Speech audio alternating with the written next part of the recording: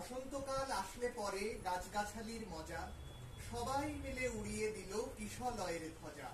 সেজে গুজে চলল সবাই উৎসবে যোগ দিতে, শিমুল পলাশ সবার মাথায় টুকটুকে লাল ফিতে। কৃষ্ণচূড়ার আগুন রঙের ওড়না চুড়িদার, রাধা চূড়ার মতন আছে স্বর্ণপুরী কার। জারুল পারুল ভাই বোনেতে করছে কি হাঙ্গামা, ওদের যে চাই গোলাপি আর বেগুনি রঙের জামা। আলোকসজ্জা নইলে কি তার কেমন শোভা খোলে, অমল দাসের ডালে সোনার ঝাড় লণ্ঠন দোলে। মুখ লুকিয়ে শুকিয়েছিল মাদার গাছের ডাল, দক্ষিণ হাওয়ার খবর পেয়ে সাজলো লালে লাল। ভিনদেশি এক অতীত এলো স্বাধীন মাদুরাই, নামখানি তার ছায়া তরু রূপের সীমানাই। রুদ্র পলাশ নামটি বড় কঠিন এবং ভারী, কমলা রঙের পাপড়ি তাহার কেমন মনোহারী। এমনি তর নানান সাজে সাজলো সকল গাছ, সবাই মিলে করলো শুরু মহোৎসবের নাচ।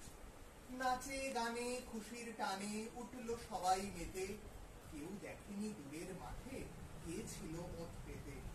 হিংসুটে এক কালবৈশাখী হঠাৎ এলো তেড়ে, ঝাঁপিয়ে পড়ে গাছগাছালির শয্যা নিল কেড়ে।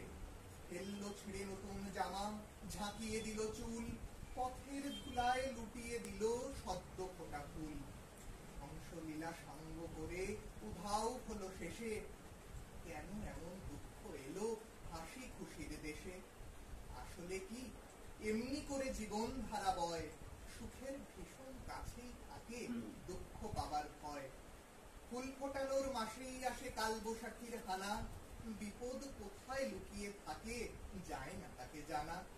তাই বলে কি শিমুল পলাশ ফুটবে না আর কাল, রাত পোহালেই উঠবে ভোরে কৃষ্ণচূড়ার ডাল।